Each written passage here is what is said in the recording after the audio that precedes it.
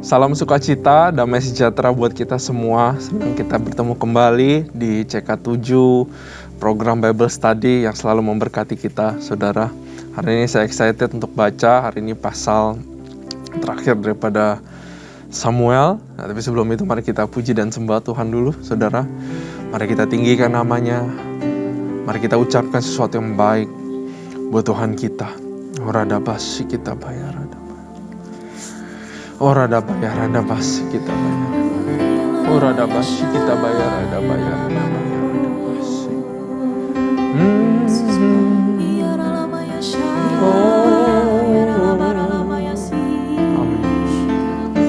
Amin.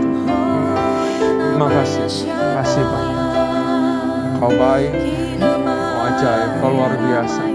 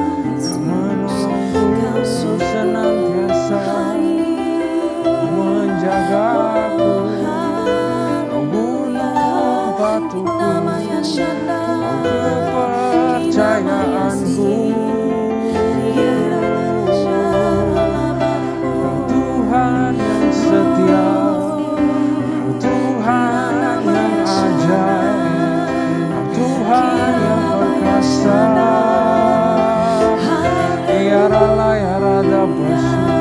Ora da bayara da basi. Ora la yara da bayara da basi. Thank you, Lord.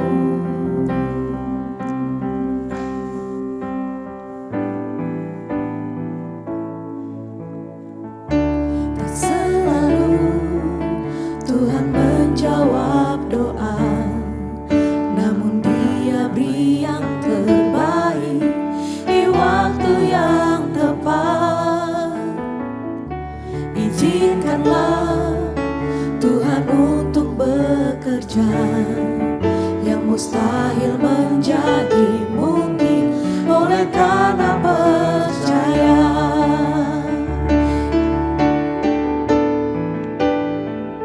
Yesus mendengar lebih dari yang ku doakan.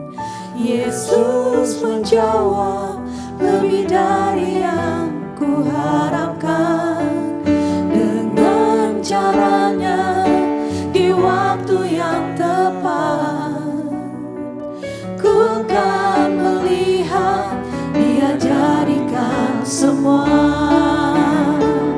Yesus mendengar lebih dari yang ku doakan. Yesus menjawab lebih dari yang ku harapkan. Dengan caranya di waktu yang tepat, ku kan melihat Dia jadikan semua.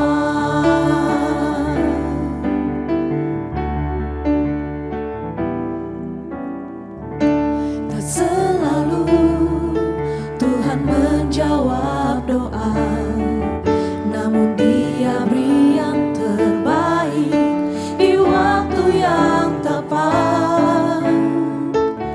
Izinkanlah Tuhan untuk bekerja, yang mustahil menjadi mungkin oleh karena percaya.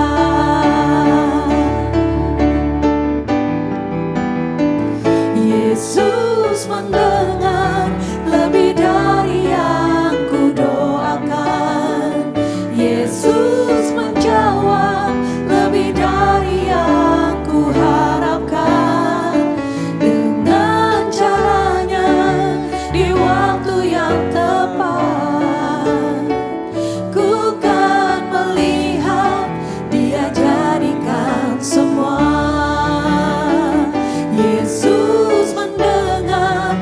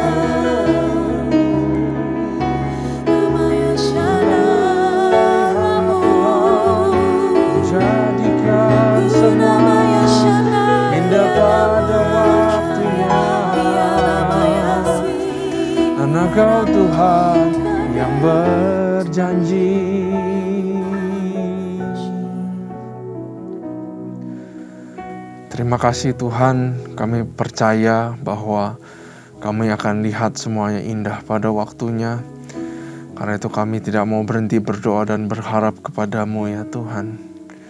Berkati jemaat, mendengar yang ada pergumulan Tuhan. Kami dikuatkan oleh lagu ini bahwa Kau mendengar lebih daripada yang kami doakan Tuhan. Engkau menjawab lebih daripada ekspektasi kami ya Tuhan. Bapak, ajarin kami firman Tuhan. Berikan hamba-Mu kata-kata yang baru, lindungi hamba-Mu di balik salib. Berikan hikmat yang baru daripada Tuhan kepada kami semua, supaya kami bisa mengerti firman-Mu.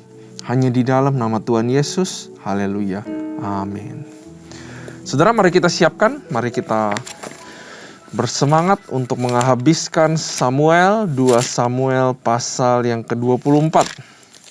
Merupakan pasal yang terakhir, saudara. 2 Samuel pasal yang ke-24. Mari kita mulai.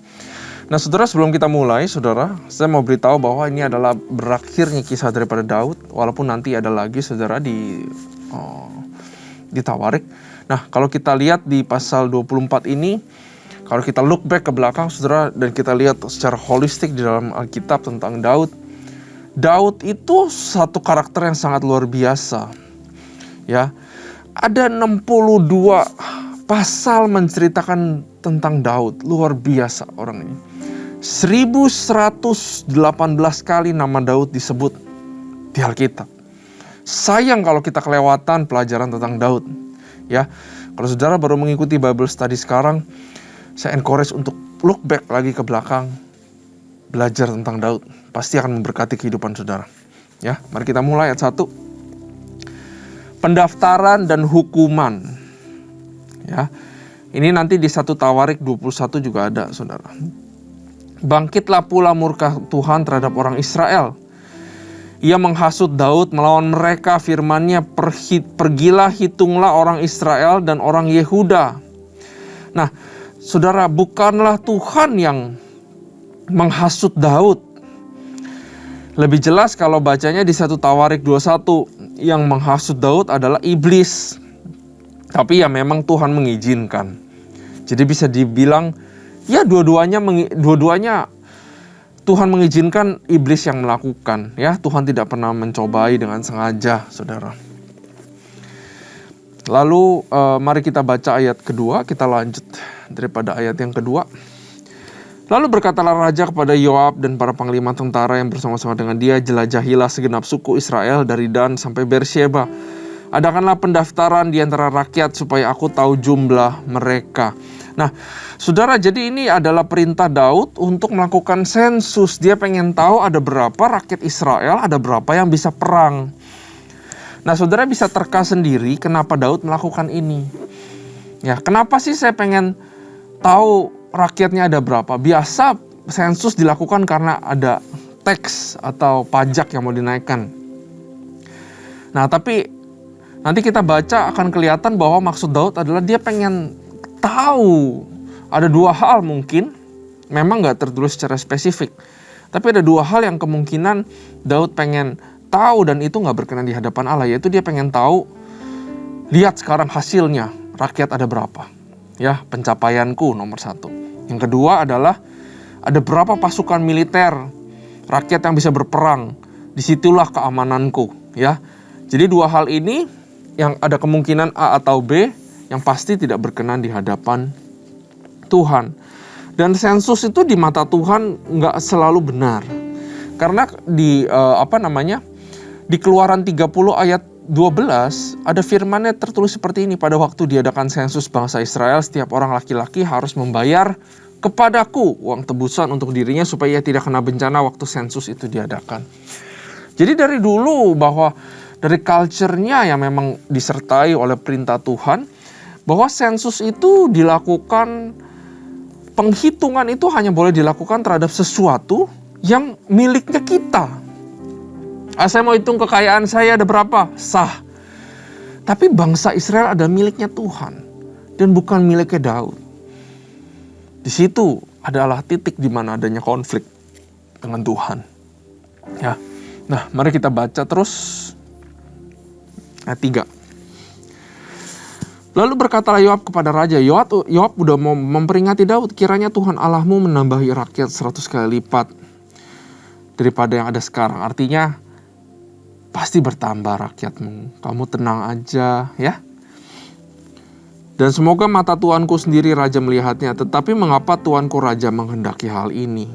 Yoab udah curiga nih, ada sesuatu gak benar dalam hati Daud. Tapi dia gak berani langsung direct. Tapi dia menguak yang di dalam hati Daud. Kenapa kamu melakukan hal ini? Nah, saat ditanya kenapa kan sebenarnya kita tahu ya.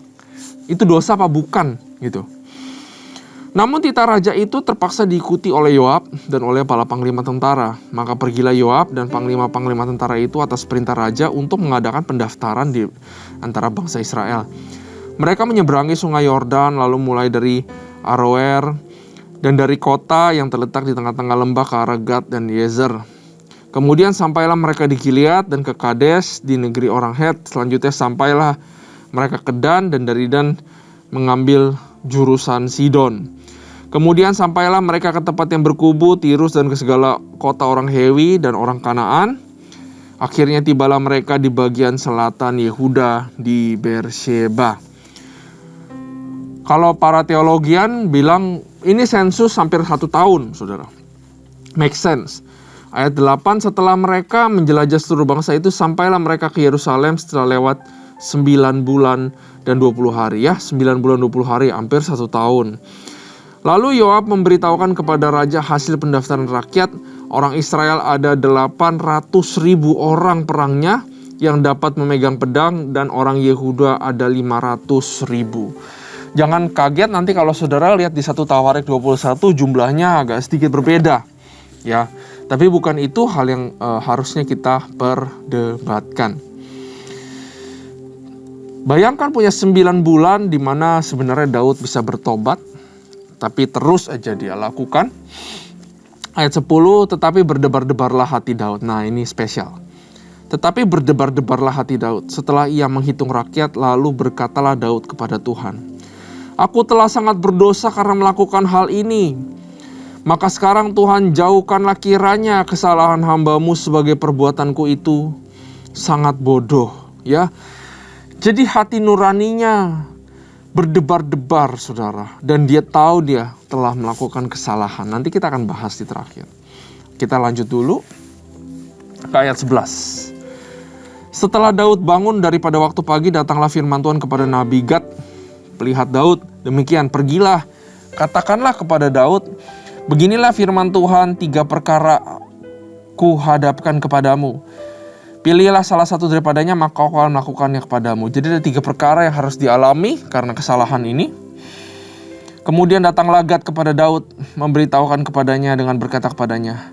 Yang pertama nih saudara, akan datang menimpa engkau 3 tahun kelaparan di negerimu. Atau maukah engkau melarikan diri 3 bulan lamanya dari hadapan lawanmu, sedang mereka itu mengejar engkau? Atau akan adakah 3 hari penyakit sampar di negerimu?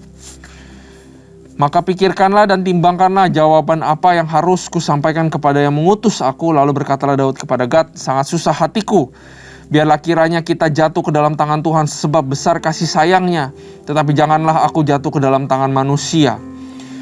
Kelaparan, peperangan, penyakit sampar. Ya, kalau kelaparan karena Daud raja, mungkin dia bisa terhindar. Peperangan, Daud sudah menurut peraturan sudah memang tidak berperang lagi, bisa terhindar. Satu yang nggak bisa terhindar yang bisa menimpa Daud dan keluarganya adalah penyakit sampar. Daud tahu dia bersalah, kesalahan harus ditebus. Mata diganti dengan mata, gigi diganti dengan gigi. Daud nggak coba lari dari kesalahannya, dia pilih yang ketiga, penyakit sampar. Aku memang berdosa. Kalau bisa itu menimpa aku juga. Itu udah ada di pikirannya Daud. Bahwa dia harus membayar, dia harus gentleman. Dia harus fair. Dia gak bisa melarikan diri. Ya, begitu juga dengan kita saudara. Dosa ada konsekuensi. Harus dibayar, pasti kita mengalami. Ya, dosa ada konsekuensi, tapi kekuatan dosa sudah dihapuskan oleh Yesus. Dosa kadang-kadang konsekuensinya untuk mengajarkan kita. Ya, makanya kita lihat dari belakang-belakang selalu Tuhan mengampuni, tapi konsekuensi tetap dibiarkan sama Tuhan. Ya. Nah, kita baca sampai habis, saudara. Ayat 15.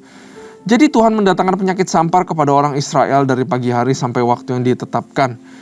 Maka matilah dari antara bangsa itu, dari Dan sampai ke Beersheba, 70.000 orang mati. Ketika malaikat mengacungkan tangannya ke Yerusalem untuk memusnahkannya, maka menyesallah Tuhan karena malapetaka itu, lalu ia berfirman kepada malaikat yang mendatangkan kemusnahan kepada bangsa itu, cukup, turunkanlah sekarang tanganmu itu. Pada waktu itu malaikat Tuhan ada dekat tempat pengirikan Arauna. Ya, tempat pengirikan Arauna adalah tempat yang sangat ikonik dan bersejarah, saudara. Tempat pengirikan Arauna itu terletak di sebuah perbukitan, pegunungan, saudara, yang dimana juga Abraham mempersembahkan Ishak di hills yang sama, dan juga tempat dimana Yesus disalibkan ada di hills yang sama. Abraham mempersembahkan Ishak, Yesus mempersembahkan tubuhnya, dan di Arauna ini juga dimana Tuhan nanti akan menyuruh Daud mempersembahkan suatu kurban yang akan menjadi sebuah shadow atau foretelling akan kedatangan Tuhan Yesus yang nanti akan mempersembahkan tubuhnya buat kita semua. Dan juga di tempat inilah nanti Bait Allah Salomo itu didirikan, saudara. Ya. Lalu berkatalah Daud kepada Tuhan ketika dilihatnya malaikat yang tengah memusnahkan itu, demikian, sesungguhnya aku telah berdosa, kata Daud. Dan aku telah membuat kesalahan, tetapi domba-domba ini apakah yang dilakukan mereka? Biarlah kiranya tanganmu menimpa aku dan kaum keluargaku. Kalau orang bisa sampai ngomong, jangan salahin mereka, salahin aku yang paling bersalah, itu artinya orangnya itu udah bertobat sebertobat-bertobatnya. Hatinya tuh menyesal bukan main, gak cari jalan pintas, gak cari pembenaran. Ya, biar aku aja yang kena hukum, karena ini memang salah aku. Sadarnya tuh sudah benar-benar sadar, saudara. Mesbah didirikan dekat Yerusalem, tulah berhenti. Pada hari itu datanglah Gad kepada Daud dan berkata kepadanya, pergilah, dirikanlah mesbah bagi Tuhan di tempat pengirikan Arauna orang Yebus itu. Lalu pergilah Daud sesuai dengan perkataan Gad seperti yang diperintahkan Tuhan. Ketika Arauna menjenguk dan melihat raja dengan pegawai-pegawainya mendapatkannya, pergilah Arauna keluar lalu sujud kepada raja dengan mukanya ke tanah. Bertanyalah Arauna, mengapa tuanku raja datang kepada hambanya ini? Jawab Daud, untuk membeli tempat pengirikannya daripadamu dengan maksud mendirikan mesbah bagi Tuhan, supaya tulah ini berhenti menimpa rakyat. Lalu berkatalah Arauna kepada Daud, baiklah tuanku raja mengambilnya dan mempersembahkan apa yang dipandangnya baik. Lihatlah, itu ada lembu untuk korban bakaran dan eretan pengirik dan alat perkakas lembu untuk kayu bakar. Semuanya ini ya raja diberikan Arauna kepadamu. Jadi dia generous, dia mau kasih dengan gratis. Arauna berkata pula kepada raja, kiranya Tuhan Allahmu berkenan kepadamu. Tetapi berkatalah raja atau Daud kepada Arauna, bukan begitu, melainkan aku mau membelinya daripadamu dengan membayar harganya. Sebab aku tidak mau mempersembahkan korban kepada Tuhan Allahku, korban bakaran dengan tidak membayar apa-apa. To worship God, to get good with God, untuk jalin relationship kembali. Ya, pada zaman dulu konsepnya sudah benar, harus ada harga yang dibayar. Makanya Yesus mati, kita pengampunan. Saudara kirain pengampunan gratis. Pengampunan itu gak gratis. Itu ada harganya, yang bayar itu Tuhan, bukan kita. Ya, pengampunan itu mahal sekali yang kita punya. Dibayar sama orang lain, karena kita gak bisa bayar. Sesudah itu Daud membeli tempat pengirikan dan lembu-lembu itu dengan harga 50 shikal perak. Lalu Daud mendirikan di sana mesbah bagi Tuhan dan mempersembahkan korban bakaran dan korban keselamatan. Ada 2 korban, saudara perhatikan, korban keselamatan dan korban bakaran dan korban keselamatan. Maka Tuhan mengabulkan doa untuk negeri itu dan tulah itu berhenti menimpa orang Israel. Pasal terakhir sangatlah, kalau saya bilang, terjadinya dosa, penghukuman, pengampunan. Dosa, penghukuman, dan pengampunan. Ini adalah the danger of pride atau merasa self-sufficient, merasa bahwa keamanan datang bukan dari Tuhan. Ya, merasa bahwa pride mungkin, di mana ini yang saya mencapai ini karena saya. Makanya Daud lakukan sensus. Ya, itu bahaya saudara. Ya, jangan sampai kita sering kan ya menghitung-hitung harta kita ada berapa. Lalu tergantung banyaknya kita merasa aman atau tidak. Jangan taruh keamanan di dalam harta atau di dalam barang-barang atau di dalam segala sesuatu yang kita miliki. Tapi taruhlah keamanan, security, taruhlah pengharapan, taruhlah rasa berlindung, rasa aman itu hanya kepada Tuhan, bukan kepada sesuatu yang kita miliki, saudara. Nah, kita lihat bahwa Daud juga cepat sadar. Cepat sadar merupakan satu hal yang menurut saya sangat berharga dalam kehidupan. Karena banyak orang ditegur gak sadar-sadar. Tapi ada orang yang lembut hatinya, itu gampang untuk sadar. Saudara perhatikan tadi ada kata-kata berdebar-debar. Daud cepat sadar. Dia cepat mau berbalik saudara. Apakah kita juga cepat sadar? Dan lebih daripada cepat sadar, seharusnya saudara, sebelum melakukan dosa, kita udah berdebar-debar dulu. Jangan tunggu melakukan dosa baru berdebar-debar. Sebagai orang Kristen kita harus step up. Justru sebelum kita kecemplung di dalam sebuah kesalahan. Perhatikan, pasti dalam hati kita ada yang ketuk-ketuk. Kamu sudah mau melakukan sesuatu yang salah. Hati-hati jangan lakukan. Tapi lama-lama kalau kita lakukan terus, lama-lama kita nggak bisa berdebar-debar, saudara. Itu yang namanya sudah hilang kepekaan. Jangan sampai ini terjadi di kehidupanmu dan di kehidupan saya pribadi. Bahwa kita terbiasa hidup di dalam dosa. Betul? Kalau ruangan ini sekarang tiba-tiba gelap gulita, saudara. 5 atau 2 menit pertama, 2 sampai 3 menit pertama, saya pasti akan merasa, wah gelap sekali, gak bisa lihat apa-apa. Betul? Tapi nanti setelah 3 menit, mata kita akan terbiasa untuk bisa melihat semuanya di dalam kegelapan. Begitu juga dengan jatuh di dalam dosa. Awal-awal jatuh pasti berdebar-debar karena ada roh Tuhan yang mengingatkan kita. Kita harus buru-buru kudu untuk cepat sadar dan bertobat. Karena nanti kalau tunggu kelamaan kita masih mau mengeraskan hati kita, lama-kelamaan kita akan terbiasa tinggal di dalam kegelapan. Dan di keadaan seperti itulah susah kita untuk menjadi peka terhadap teguran Roh Kudus. Bahkan teguran orang pun kita udah gak bisa dengar. Udah cilaka saudara namanya. Ya, hati-hati dengan hal itu. Dan yang ketiga saudara kita belajar tadi yang pertama ya. Ada bahaya daripada pride, menaruh security di tempat lain bukan di Tuhan. Ada pelajaran tentang cepat sadar, berdebar-debar, ingat kata ikonik ini. Dan yang ketiga, Tuhan benar-benar melihat hati yang hancur. Ya, Daud tahu. Hatinya hancur melukai perasaan Tuhan. Sampai dia harus bayar sesuatu. Sampai dia bilang sampar kena deh ke aku. Udah mau dikasih tanah, enggak aku harus bayar sesuatu.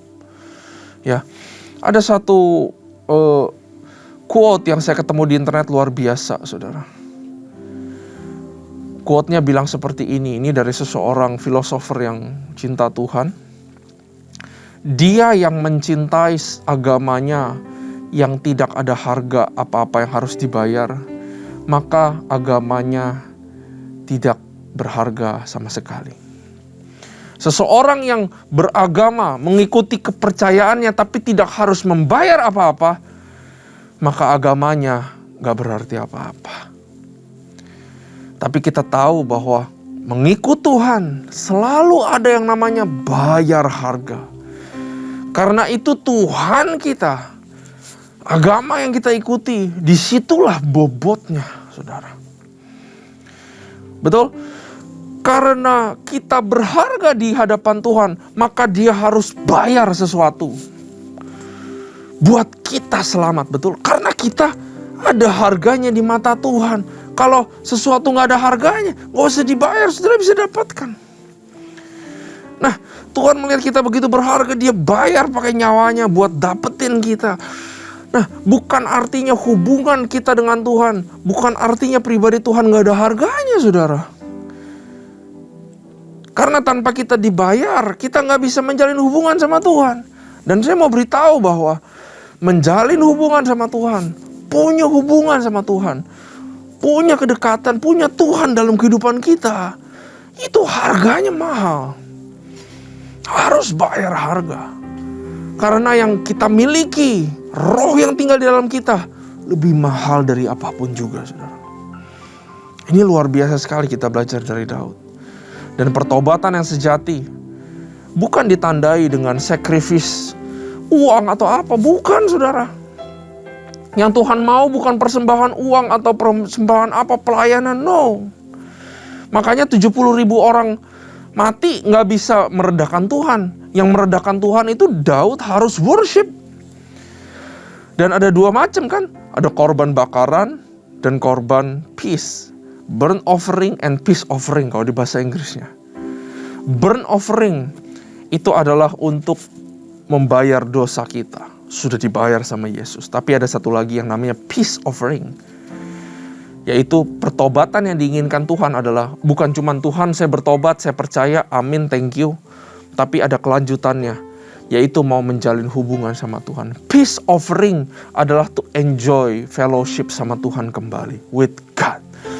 Artinya pertobatan yang sejati yang diinginkan Tuhan bukan cuma Yesus yang menyelamatkan kita, abis itu yes, amin, saya dapat berkat. No, tapi adalah kemauan kita untuk bayar harga, mengorbankan banyak hal untuk demi punya relationship, fellowship yang sejati sama Tuhan. Itulah yang Tuhan inginkan dalam sebuah pertobatan. Amin. Terima kasih Tuhan buat firman ini. Kami sudah menyelesaikan 2 Samuel kitab semua kami sudah selesaikan.